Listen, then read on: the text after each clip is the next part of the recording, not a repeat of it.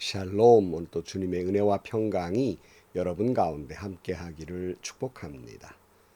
오늘도 묵상의 말씀을 통해서 나에게 주시는 하나님의 음성을 듣는 은혜로운 시간이 되기를 축원합니다. 이 시간 하나님께서 우리에게 허락해 주신 말씀은 민수기 19장 11절에서 22절 말씀입니다.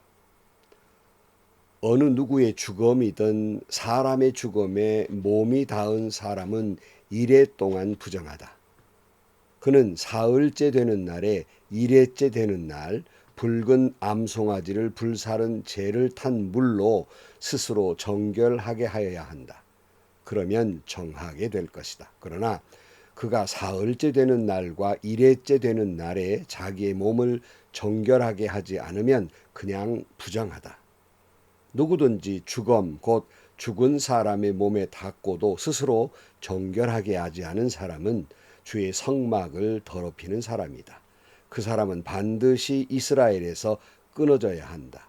정결하게 하는 물을 그 몸에 뿌리지 아니하여 자신의 부정을 씻지 못하였으므로 그의 부정이 여전히 그에게 남아있기 때문이다.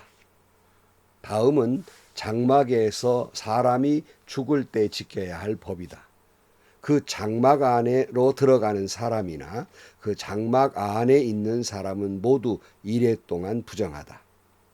어떤 그릇이든지 그 위에 뚜껑을 열어놓고 덮지 아니한 그릇들도 부정하게 된다. 들판에 있다가 칼에 맞아 죽은 사람이나 그냥 죽은 사람이나 그 죽은 사람의 뼈나 아니면 그 무덤에라도 몸이 닿은 사람은 누구나 이래 동안 부정하다. 그렇게 부정하게 되었을 때에는 붉은 암송아지를 불사른 재를 그릇에다 떠다가 거기에 생수를 부어 죄를 씻는 물을 만든다. 그렇게 한 다음에 정한 사람이 우슬초를 가져와서 그것으로 이 물을 찍어 장막 위에와 모든 기구 위에와 거기에 있는 사람 위에와 뼈나 살해당한 자나 죽은 자나 무덤이 몸이 닿은 사람 위에 뿌린다. 정한 사람이 사흘째 되는 날과 일회째 되는 날에 부정한 사람에게 이 잿물을 뿌려준다. 그러면 일회째 되는 날 부정을 탄 그 사람은 정하게 된다. 그는 옷을 빨고 물로 몸을 씻는다. 저녁 때가 되면 그는 정하게 된다. 그러나 부정을 탄 사람이 그 부정을 씻어내지 아니하면 그 사람은 총회에서 제명되어야 한다. 정결하게 하는 물을 그 위에 뿌리지 아니하여 그 더러움을 씻지 못하면 주의 성소를 더럽히는 것이기 때문이다. 이것은 그들이 언제까지나 지켜야 할 율례이다. 정결하게 하는 물을 뿌린 사람도 자기의 옷을 빨아야 한다. 정결하게 하는 물에 몸이 닿아도 그는 저녁 때까지 부정하다. 부정한 사람이 닿은 것은 무엇이든지 부정하며 그것에 몸이 닿은 사람도 저녁 때까지 부정하다. 아멘. 우리는 민수기 19장에 들어와서 이 부정을 정결케 하는 것, 특별히 죽음으로 인한 그 시신을 만지거나 닿음으로 인한 부정하게 된 사람이 정결케 되는 정결법에 대해서 말씀하고 있습니다. 왜 그러셨을까? 아마 이것은 바로 죽은 사람이 많았다는 것이고, 물론 사람이 사는 곳에 어디나 장례법이 있습니다마는 여기에 말씀하고 있는 거예요. 물론 바로 우리가 앞에 어떤 내용이 있었죠? 이스라엘 백성들이 모세와 아론을 원망하고 하나님의 권위에 도전했다가 많은 사람이 죽음을 당했잖아요. 그로 인한 죽음도 있었지만 특별히 이스라엘 백성들 가운데 이 광야의 죽음이라고 하는 건 시작점이 어디였어요? 가데스 바네아에서 그저 가나안 땅에 하나님의 약속 믿고 올라가자고 말씀하셨지만 그들은 하나님을 약속을 믿지 못하고 자기 눈으로 확인해야 되겠다고 야단하고 부정적인 보고를 듣고 우리 다 죽게 생겼다고 차라리 모세 말고 새로운 지도를 세워서 이집트로 돌아가자 그렇게 원망하고 그 소리를 하나님이 다 들으시죠. 그 결과는 어떻게 됐죠? 그 결과 이제 광야에 40년 동안 그들은 유리 방황하면서 그들이 하나님을 원망해 했던 소리, 그들은 가나안 땅에 들어가지 못합니다. 이집트를 탈출한 1세대 사람이 광야에서 다 죽게 된다는 말씀입니다. 결국 죽음은 죄가 원인이에요. 그래서 로마서 6장 23절 말씀에도 죄의 삭은 죽음이다, 사망이다 그랬잖아요. 아담과 하와의 죄로 인해 죽음이 인간에게 들어오고 결국 죽음이라고 하는 건 죄와 연관성이 있는 겁니다. 그러므로 죽음의 시신을 다루는 것은 죄에 대한 다룸도 된다는 말씀이에요. 그래서 우리가 지난 시간에 살펴본 대로 이 죽음을 만진, 이것 때문에 거룩을 잃어버린 사람들이 다시 회복해야 될 길을 열어놓은 것이 뭡니까? 바로 붉은 암송아지 이야기였습니다. 붉은 암송아지를 죽여서 피를 뿌리고 또 그것을 불에 태워서 잿물을 만들어서 그걸 뿌림으로써 정결케 하는 정결 예식을 말씀하고 있는 겁니다. 지난 시간에 우리가 살펴본 대로 이 붉은 암소는 십자가의 보혈의 붉은 피를 흘리신 예수 그리스도를 예표하고 있는 것입니다. 예수 그리스도가 붉은 암송아지처럼 십자가의 피 흘림으로써 우리의 모든 죄를 사하시고 우리를 거룩하게 하셨습니다. 희생의 제물이었던 붉은 암송아지처럼 예수 그리스도가 우리의 희생의 제물이 돼서 우리 죄를 용서하시게 된 것입니다. 이제 이 죽음을 만진 사람이 마치 죄를 만진 것과 같아서 이 거룩을 회복하려면 어떻게 해야 될까? 바로 그 잿물, 붉은 암송아지를 태운 잿물을 물에 타서 잿물을 만들어서 뿌려서 정결케 되는 그 법을 말씀하고 있는 겁니다. 그것이 11절 말씀이에요. 어느 누구의 죽음이든 사람의 죽음에 몸이 닿은 사람은 이래 동안 부정하다. 그는 사흘째 되는 날과 이래째 되는 날 붉은 암송아지를 불사른 재를 탄 물로 스스로 정결하여야 한다. 그러면 정결하게 될 것이다. 그러나 그가 사흘째 되는 날과 이래째 되는 날에 자기의 몸을 정결하게 하지 않으면 그냥 부정하다. 그러니까 죽음에 손을 댄 사람은 7일 동안 부정한데 붉은 암송아지를 불살은 그 재에다 물을 타 잿물을 만들어 뿌리면 정결케 된다 하는 말씀이에요. 여러분, 우리가 죄악 많은 세상에 살아가고 있습니다. 죽음의 죄처럼 이런 때 우리가 죄에 접촉하지 아니할 수만 있으면 좋겠는데 자꾸 이 죄에 접촉하는 일들이 일어나고 그러다 보면 거룩한 하나님의 백성인 우리가 그 거룩을 상실하게 될 때가 있어요. 죄에 같이 물들 때가 있다고요. 이때 하나님은 우리의 길을 열어놓으신 것이 무엇이에요? 예수 그리스도의 보혈로 정결케 되는 길을 열어놓으셨다는 것입니다. 한 사람의 죄는 그 사람 자신뿐만 아니라 그 사람이 속한 곳까지 다 죄로 인해 더럽히게 됩니다. 오늘 13절 말씀에 보면 누구든지 죽음 곧 죽은 사람의 몸에 닿고도 스스로 정결하게 하지 않은 사람은 주의 성막을 더럽히는 사람이다.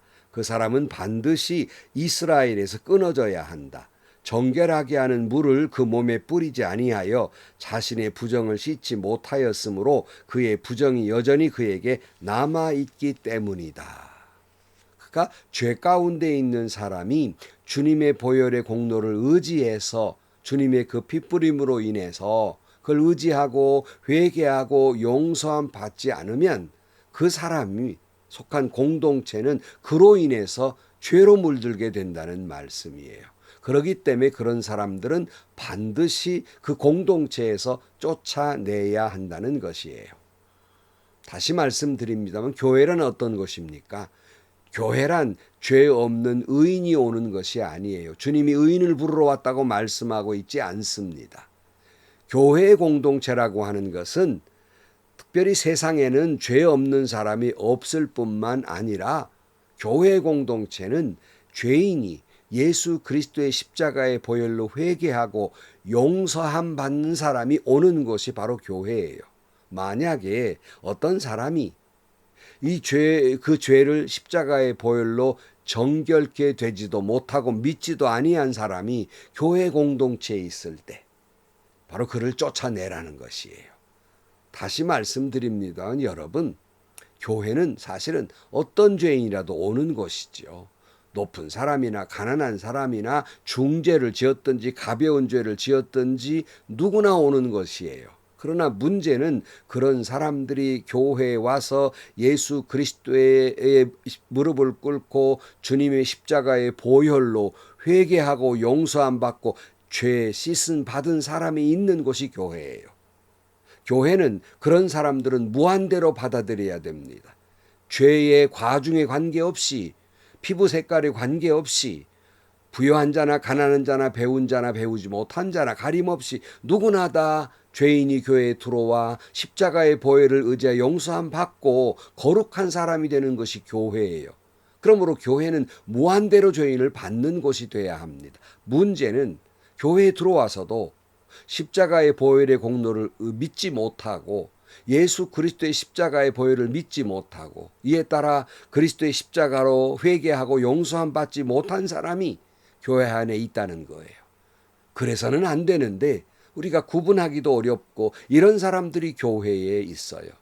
다른 말로 우리가 보통 구원받지 못한 사람, 회개하지 않은 사람 이런 식으로 표현합니다. 교회 공동체에 구원받지 못한 사람, 진정으로 예수 만나지 못한 사람, 회개하지 못한 사람, 이런 사람들이 교회에 있어요.